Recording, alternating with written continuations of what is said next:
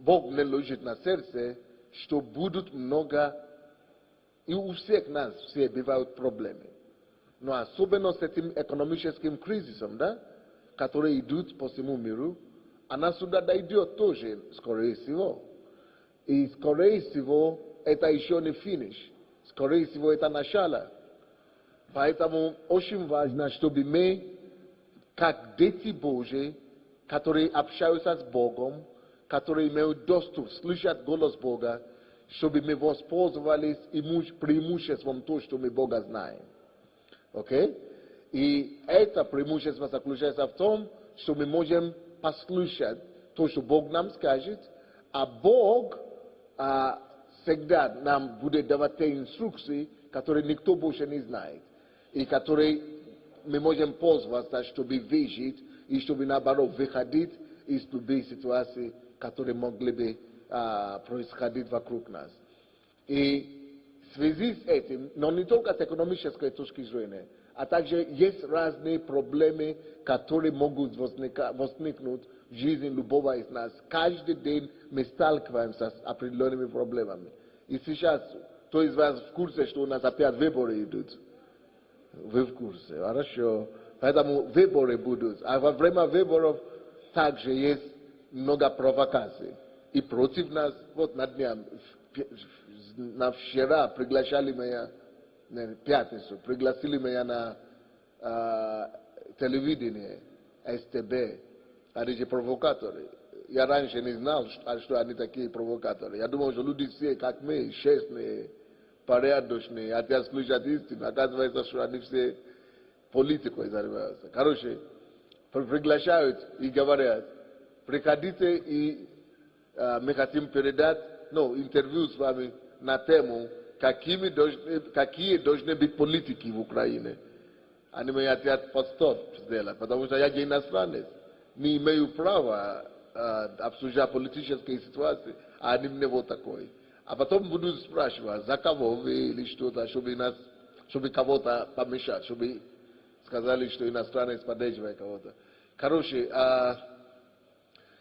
вот будут много таких провокаций, и будут много таких атак. Я месяц назад, да, Томенко, на Генеральную прокуратуру на меня подал, да, что у меня здесь незаконно я получил паспорт. Хотя у меня украинского паспорта и нет. И чтобы Генеральная прокуратура занималась мною о паспорте, который я незаконно получил. А на самом деле паспорта не существует. Короче, провокации разные будут. И на церковь будут, и на наших братьев и сестер, особенно те, которые занимаются политикой, тоже будут такие проблемы, атаки. Поэтому разные атаки могут быть. Могут быть неприятности с финансами. Я слышал, что некоторые банки сейчас государство спасает, что аж 10 банков или 12 банков, которые на грани банкротства. И сейчас государство вынуждено вмешаться, чтобы спасти эти банки. То есть кризис и проблема, и еще же у нас такие политики, да, как наверху, которые, короче, не могут договориться между собой. То есть вопросы есть. А также есть люди, я чувствую, которые имеют также проблемы со здоровьем. Может, кто-то в зале сейчас имеет вопросы со здоровьем. Вот сегодня я только что молился за человека, у кому поставили диагноз рака. И такие вещи каждый день бывает, что у кого-то рак, мы молимся, и слава Богу, у кого-то исцелил четверг Бог, и такие вещи происходят. Но Бог мне говорит, скажи твоим людям, что разные жизненные ситуации могут быть, приходить. Пусть они строят свою жизнь на голос мой, на голос Божий. И Бог мне начал эту проповедь читать. Стройте свою жизнь не только на Слове Божьем, но на голосе Божьем. Что это обозначает? Когда любые ситуации приходят в жизнь, братья и сестры, найдите время и найдите возможность, чтобы искать лицо Божие. Между прочим, микрофон, возьмите микрофон, будете... Найдите возможность не подавайте панику, не ищите быстрое решение, человеческие контакты только. Можно это тоже делать, но прежде всего Бог нам говорит, ищите моего лица, помолитесь так и помолитесь настолько, пока Слово Божье к вам не придет, пока голос Божий не придет к вам. Еще имеется в виду, ищите лицо Божье о любой ситуации, которая перед вами стоит, до тех пор, пока вы не услышите слово от Бога конкретно относительно этой ситуации. Допустим, сестра сейчас, за которой я сейчас помолился, я не знаю, остались в зале или нет, у кого раковая болезнь или вообще любое, что вам стоит делать? И она, и дочка, которая привела, или родственник, возьмите просто время, отдельное время, поста и молитвы. Вы помните, как мы делаем уединение, да? Когда мы уединяемся, просто уединяйтесь и молитесь, пока Бог вам не проговорит. И Бог мне вот это, об этом проповедовал сегодня ночью, что в моем голосе будет ответ. Когда я пошлю мое слово, написано, что Господь послал слово Его исцелило их, и избавило их от могилы. Это какой псалом? Псалом 102? 102, 3 стих. Считайте, пожалуйста. Пусть Бог посылает слово. Вот, сестричка, вот ваша мама постоянно ко мне подходит относительно какой-то аферы у вас прошли, как элит-центра, да? И чтобы мы к мэру шли и так далее, чтобы мэр, я ходил к мэру, он тоже занимается этим вопросом. Но, вы знаете, что Бог сейчас мне говорит сегодня ночью? Мэром. Но если вы получите слово от Бога, найдите время, чтобы уединиться с Богом и целенаправленно молиться.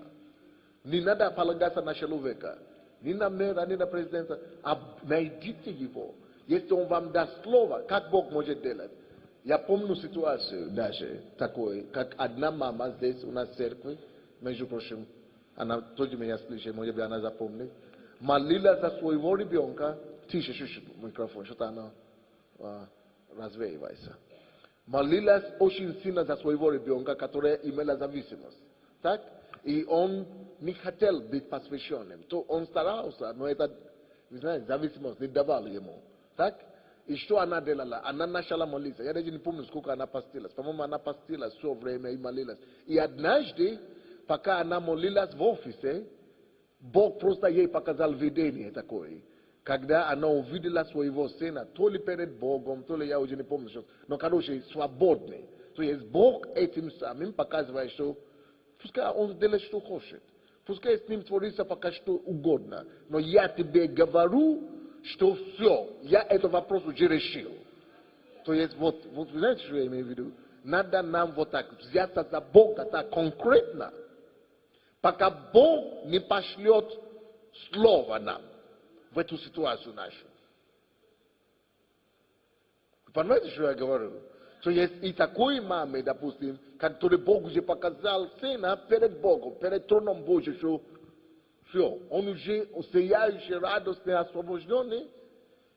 Ты знаешь, что куда ни крути что-нибудь, Бог показал, все. И такой же ситуации. Даже если эта проблема решится, не через мэра, не через власть, но Бог, когда Он вам уже скажет, значит, Бог найдет у Бога миллион способов, как решать проблему. Но нам нужно не искать быстрые пути, а Бога надо найти. Это то, что вот всю ночь сегодня Бог обо мне об этом постоянно говорил. 7 часов я слышу голос Бога, голос Бога. Пусть люди ищут голос Бога. Бог проговорит ваши данные ситуации. Вы помните, я вам расскажу мою историю тоже. Помните, когда мы были в Королево, и на меня угрозы шли, да? И они хотели меня устранить и так далее. И прислали угрозы и так далее. И я взял пост и решил молиться и поститься, пока не будет выход. Я должен получить мир на сердце. Бог по-разному говорит. Но тут я только что взял пост, первый же день. Я хотел поститься, может быть, 20 дней или 40 дней. И первый же день я молюсь и говорю: Господи, как это так? Я твое дело делаю, имею от тебя трубить. И ясно мне пришло на сердце такое, что слушай, кто тебя сюда прислал? Я говорю: ты, Господь. Если это я, кто тебя сейчас угрожает? Я говорю: вот эти люди угрожают. Это же не я тебя угрожаю. Они тебя не прислали, они тебя не смогут устранить. Пока мою работу, ради чего я тебя сюда послал, не совершится, тебя никто не устранит. Первый же день он говорит: иди кушай.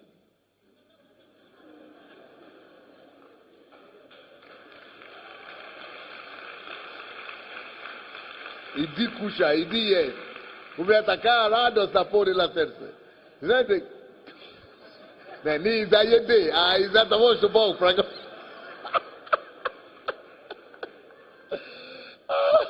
Не из-за еды, конечно, но из-за того, что Бог от тебя проговорил. Он, оказывается, что он в курсе, что я проблем. И что он так заинтересован в решении моих ситуаций. Вот что нам нужно. Иногда это не слова ты слышишь. Иногда это не видение такое, как картину ты видишь. Иногда ты просто мир наполняет твое сердце. Иногда это радость. Вот, допустим, на дне вот у меня была ситуация такая с членами церкви. Ну, вы знаете, постоянно у меня разборы, да? Люди ко мне, я же арбитр. Люди создают свою проблему, они между собой что-то делают, а потом я должен всегда вмешиваться в это. Короче, вот такой подобный разбор, я знаю, что это будет грязно. И когда они сталкиваются, они сходятся, они без меня сходятся. Когда расходятся уже, я должен быть там. Короче, не важно. Но это пасторская работа. И я молюсь целый день и говорю: Господь, помоги мне вырулить эту ситуацию. И молюсь целый день, молюсь. Как? Потому что оно может стать очень плохо. А потом в конце дня, когда я уже готов ехать сюда, уже одеваюсь, у меня порвалось, как из источника, когда бьешь, это колодец. Как из источника. Вот какая-то песня пришла мне в ум. В дух, даже не в ум пришел, а в дух, изнутри меня, как из воды, как фонтан. Я начал петь эту песню. Радостную песню. Я даже, вспомнил, что это даже песня есть в моем компьютере. Включи компьютер, включи песню. Стал танцевать сам себе дома. Потому что я понял, что Бог мне что-то хочет говорить. Что это вопрос, не надо задавать, он уже решил. И когда я сюда приехал, так эта встреча не состоялась, не надо, уже не будет. Бог решил этот вопрос по-своему вообще. Не надо вообще было вмешаться туда или вмешиваться, или разбор сделать. Не надо было никакую историю, никакую выслушать, рассказывать. То есть Бог по-разному подсказывает. То есть когда это радость, то у меня переживание было на сердце, то вдруг радость, чего танцевал, радоваться. Это потому что Бог уже говорит тебе, что Он уже решил. Вы понимаете, что мы говорим, да? То есть, и Бог мне сейчас говорит, что научи людей цепляться за мной вот так.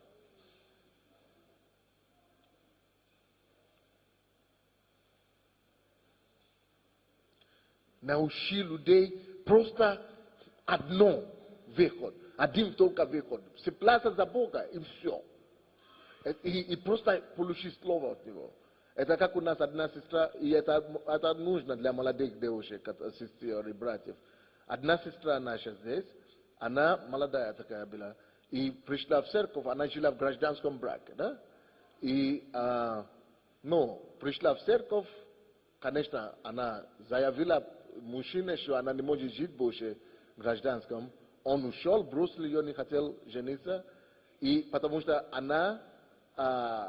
ей стало плохо, она стала болеть, и она пришла в церковь, и во сне Она даже не знает, что гражданский брак плохо. Просто пришла в церковь. И во сне она слышит голос Бога. И говорит ей, ты будешь болеть до сих пор, пока ты живешь в этом гражданском браке. Собери свои вещи и уйди оттуда. И она заявила ему так, и они разошлись.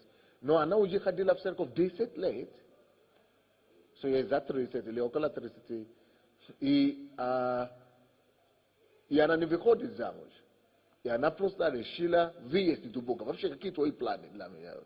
Буду я замужем или не буду? Мне просто нужно знать. И она пошла, начала искать лица Бога. И Бог ей говорит, слушай, ты сделала правильное решение, ты ушла от греха, ты оставила грех, и ты служишь мне. Ты служи мне сейчас, не думай о замужестве, потому что когда ты выйдешь замуж, тебя не до меня так будет, как сейчас. Поэтому я тебе не даю выходить замуж. Потому что когда ты не замужем, ты свободна, ты можешь служить Богу. Но как только что ты выйдешь замуж, у тебя другие заботы появятся. И ты не сможешь исполнить то, что я тебе ожидаю. Поэтому ты выйдешь замуж в свое время. Но пока даже и не думай об этом. Только концентрируйся на... И когда после этого еще несколько лет она не могла выйти замуж. И после этого у нее уже был мир на сердце. Она уже получила слово. Видите, что мы говорим, да? Она уже получила слово. Вот. Помните название этой проповеди? Стройте свою целую, свою жизнь, полностью свою жизнь на голосе Божьем. Во всех ваших делах, давайте будем искать вот голос Божий. Пусть голос Божий направляет нас. Пусть голос Божий станет нашим спутником вот таким образом. Когда будет голос Божий, мы всегда будем иметь утешение, всегда будем иметь мир, всегда будем иметь выход. Когда мы будем иметь этот голос Божий, мы знаем, что есть ответ. Там, где есть голос Божий, там есть выход. Там, где есть голос Божий, там есть покой. Там, где есть голос Божий, там есть уверенность в будущем. Так, ты знаешь, что Бог в контроле. Читайте это место. Вы нашли какой стих это? Псалом 106, 20 стих. «Послал Слово Свое, и исцелил их, и избавил их от могил их». Обратите внимание, громче читай, наверное, не слышно там сзади. «Послал Слово Свое, и исцелил их, и избавил их от могил их». Обратите внимание на слово «послал Слово Свое». Бог любит этим заняться. Бог любит посылать свое слово. Бог любит посылать его голос. Это то, что он мне дал знать сегодня во сне. Бог любит посылать слово. Но, слушайте, Бог не посылает слово среди суеты. Знаете, для Бога, что такое суета? Суета – это как грязь. Суета – это как болото, где свинья, ну, это самое. Кто пойдет в болото и бросать туда жемчужину?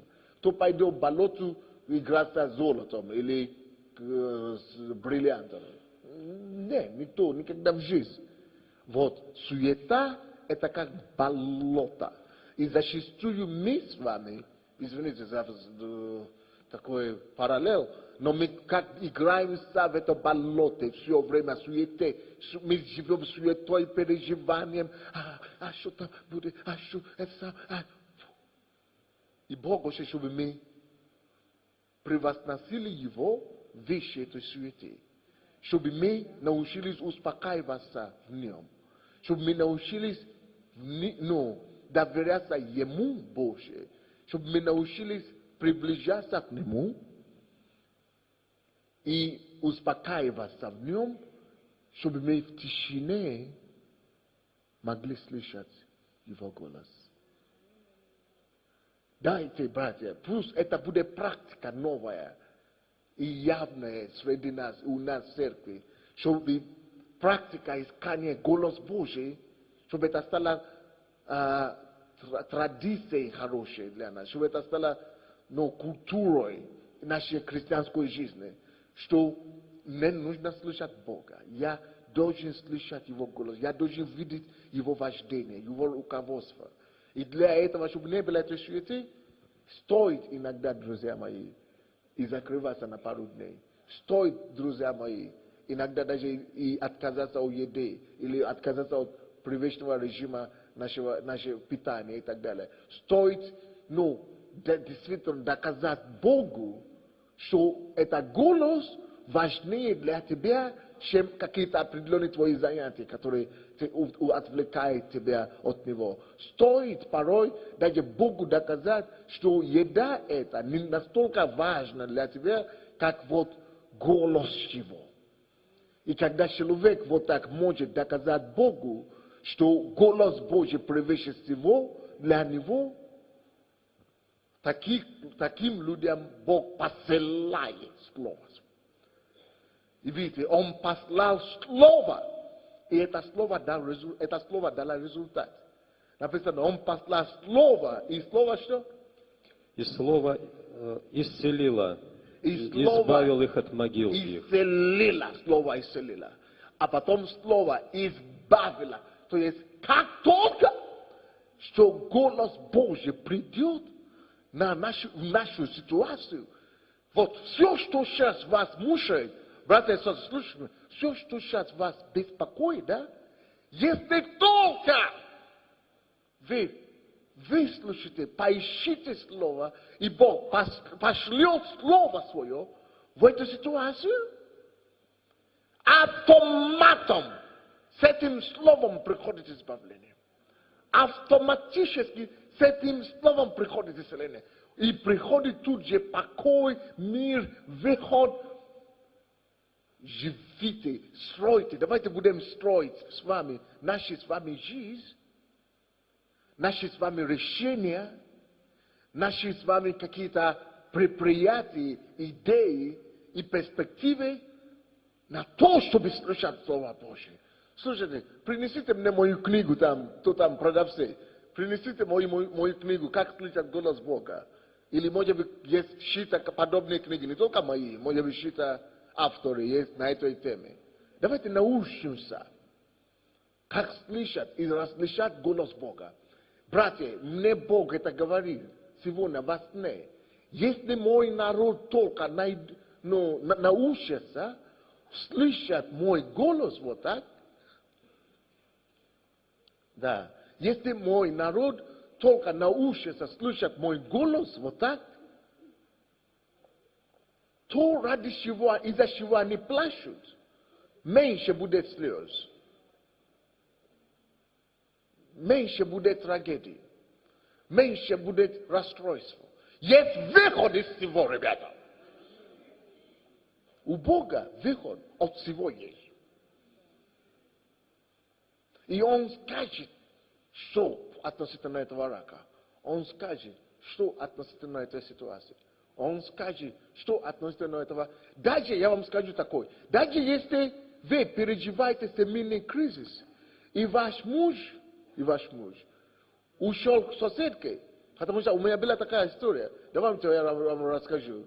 Вот женщина из нашей церкви здесь ходит сюда, и муж пошел, ушел от нее. И приходит и говорит, я тебя люблю, но я больше не люблю. Я люблю больше, вот, какого-то там появилось. И, короче, и суд. Это случилось, что она начала переживать. Она же не кушала, да? Потому что не могла депрессия пришла. Она не могла ни кушать, ничего. Похудела на то ли 10 или 20 килограмм. То есть она, пускай сидит, что не отвлекайте меня. То есть она похудела на 10 или 15 килограмм, то ли 20 килограмм. Я говорю, пускай живет своей жизнью.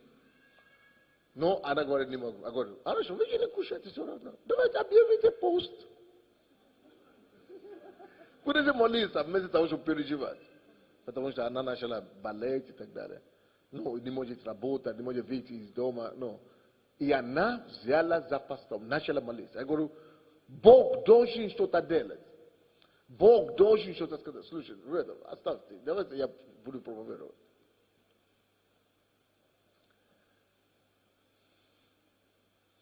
И я говорю, давай будем искать лицо Божие. И она начала поститься, искать лицо Божие. И Бог дает ей слово. Что ты реши, ты сама должна решать, что эта женщина должна сама решать. Если ты ее простишь и возьмешь, если ты его простишь и возьмешь, то это ты решаешь. Он вернулся. Если ты его не хочешь простить и взять обратно, то он останется. И она говорит, Господь, дай мне благодать простить. Да. И она, Бог дал ей силу, она говорит, Господь, я его буду... Я говорю, ты спасительница его, промоли его. И она постилась и молилась, я не знаю, несколько недель. И что вы думаете? Это мужчина сейчас сюда ходит. Он, слушай, я вам скажу, то он раньше никакой. Он раньше никакой не был, ни тепло, ни мясо. Ну, или как мы говорим. Да. Ни теплый, ни холодный, ни рыба, ни мясо. Был раньше, да. Да. То после этого, что с ним начал, он говорит, отвращение у него появилось к греху.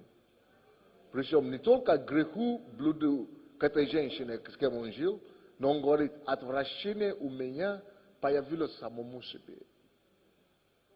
Как я смог? Как я мог? Женщина, которая со мной прошла, потому что ему уже было по 50 лет, которая прошла воду и это самое, как я, и огонь. Огонь и...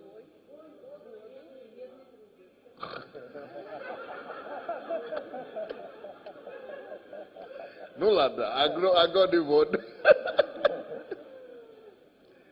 Как это так? Я мог так себя вести.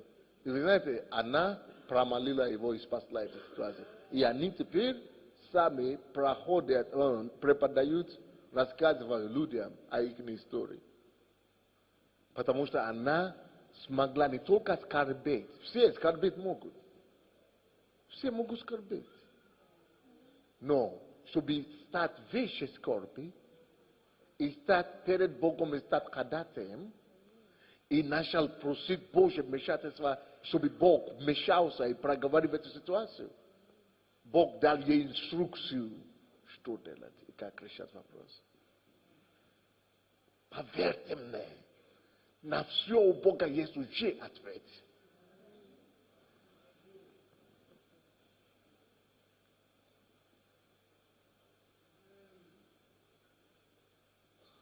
Ответ на ваш вопрос уже есть. Но почему вы тогда я не слышу? А потому что суета мешает нам. У вас тысячи голосов своих, тысячи мыслей своих. Поэтому некогда вам слышать. А он так хочет вам проговорить. Он так жаждет вам сказать об этой ситуации выход. Но потому что нам некогда, мы слишком погрязли в своих путях. И эти книги тоже нам помогут, конечно, слышать голос Божий. Но если мы не настроены внутри, дисциплины нету нашей, мы не услышим все равно, если суета все равно вокруг. Моя книга называется «Как слышать голос Бога». Сандея Деладжа, да? «Как слышать голос Бога». Поможет вам. Вторая книга называется «Небеса так близки». Это от голоса Божьего, да? Небеса так близки, называется. Я знаю, что есть еще другие подобные темы, как слышать голос Святого Духа и так далее. Возьмите, обучайте себе, подготавливайте себе. Но вот суть заключается в том, что когда голос Бога приходит, ясность приходит. Бытие, 12 глава, с 1 стиха по 3 стих. Когда голос Бога приходит, выход находится. Сразу. Когда голос Бога приходит, переживание останавливается. Когда голос Бога приходит, друзья мои, ни за что больше уже печались. Голос Божий держит в себе ответ. Знаете, я чувствую, что надо эту проповедь продолжать. Надо пошире, надо, чтобы мы действительно отнеслись к этому очень серьезно. Да. И сказал Господь Аврааму, Вот, и сказал Господь. Прочитайте Библию, везде написано, и слово Господне пришло к Соломону. И слово Господне пришло к Аврааму. И сказал Господь. И голос Божий сказал. Или и Господь проговорил. И заповедовал. Вот в эти все слова, фразы подобные, наполнены ответы. Я помню, когда была какая-то ужасная передача о нас, обо мне здесь в Украине. И Генеральная прокуратура уже сказала, что все, выдворяем Сандей с Украины. И они уже мной занимались, уже все. И мы молились. И я молился, дома сидел. И из Библии, я просто считаю. И вдруг обыкновенные местописания стало как для меня живыми. Вы знаете, как бывает иногда? Как живые стали. И я читал истории земли обетованной. И Бог мне говорит, во, тебе не только не выгонят, это станет твоей землей обетованной. Представляешь, что Бог творит? Тогда я знал, что это дело государственной прокуратуры умерло. Уже все, смерть его. И тогда, Бог побудил сердце как раз Леонида Михайловича. Он говорит, давай подадим на них на суд. Я говорю, мне сказали, вы с ума зашли. На суд, на генеральную прокуратуру никто не подает. Они наоборот возбуждают. Представляете себе, какой-то Сандей подает на суд, на прокуратуру, чтобы они обосновали. То меня говорят, что я наркотики продаю или закрываю. Представляете, что есть? Вот докажите. Они не могли доказать, сами закрыли суд. Замяли это дело. Ничего, давайте мировую угоду. Потому что нет фактов. Люди просто придумывают, что хотят. Но Слово Божие есть источник все. Слово Божие есть источник изначально. Если вы получите Слово, Бог потом найдет и проповедника, и пастора, и президента, и депутата. Бог потом засыпет сердце кого-то, чтобы помогли вам решить этот вопрос. Но сначала надо с Богом решить этот вопрос. Бог, Он в состоянии цеплять сердце кого угодно. Потому что сердце царей в руке у Бога. Но сначала нам с вами надо получить Слово. Надо услышать голос Божий. И в этой кризисе экономическом и так далее, это не кризис для Бога. Если ты получишь Слово, Он тебя с этой долины возьмет и поставит еще на горе. На вершине горы. Он превратит этот минус в плюс. Не важно, как глубоко эта тьма. Потому что его слово, когда он приходит, это слово становится светом. Помните Бытие 1:3. Он говорит, да будет, и стал свет. Да будет свет, то есть тьма превращается в свет. Любая тьма в вашей жизни превратится в свет. Когда слово. Давайте будем искать голос Бога. Однако я должен вам сказать, что нельзя искать голос вот такой, как вы слышите меня через уши. Кто ищет такой голос, то заканчивается в одном месте. Павлова.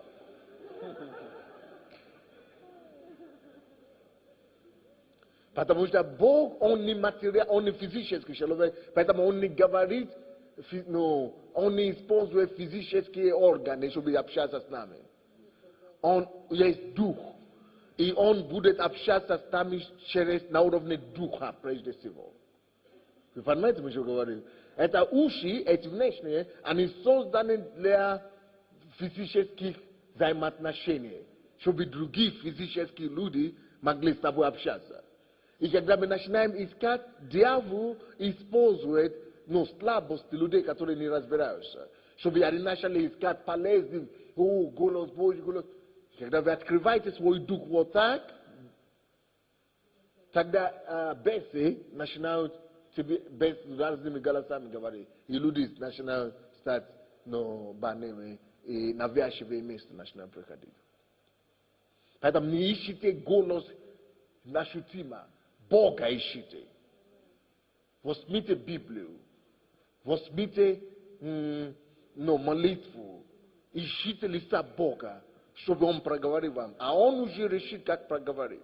Иногда Он проговорит просто через внутреннее состояние. Иногда видение может дать. Иногда вообще голос какой-то может прийти к вам изнутри. Иногда он может даже иногда внешним голосом тоже говорить. Но это очень редко, в исключение. Иногда он может сон вам даст. Иногда он может просто через Библию какое-то слово вам даст. Иногда даже через книгу какую-то может. Или иногда кто-то вам просто скажет пророчество. Или что. Бог может, но Бог вам даст какое-то решение. И вы будете знать, что это точно не я. И это не моя плоть. Что это Бог сам отвечает и отвечает на мои вопросы. Я даже еще не начал читать мое местописание. Я продолжу эту проповедь в четверг. Дай Бог. Да? Может быть, я смогу продолжить в четверг. Если я думаю, я буду проповедовать в четверг. И в воскресенье еще продолжу, если даст Бог.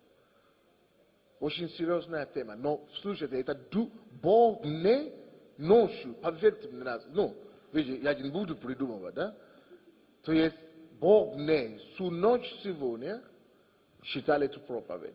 Чтобы относитесь к этому серьезно. Потому что есть люди здесь, которые имеют проблемы, которые могут решаться только голосом Божьим. Я больше всего скажу. Что Бог знает, что вы будете здесь на этом служении сегодня. Даже из вас кто-то, может быть, даже и не планировал прийти. Я хочу вам сказать, что Бог специально привел вас именно на это служение, чтобы вы слушали эту проповедь. Потому что это, если у меня была другая проповедь. Если он это поменял специально, и чтобы и дал мне эту проповедь, чтобы это самое, это значит, что кому-то Бог действительно серьезно привез, кого-то Бог сюда привез специально. Церковь на служение сегодня, чтобы вы слышали это слово.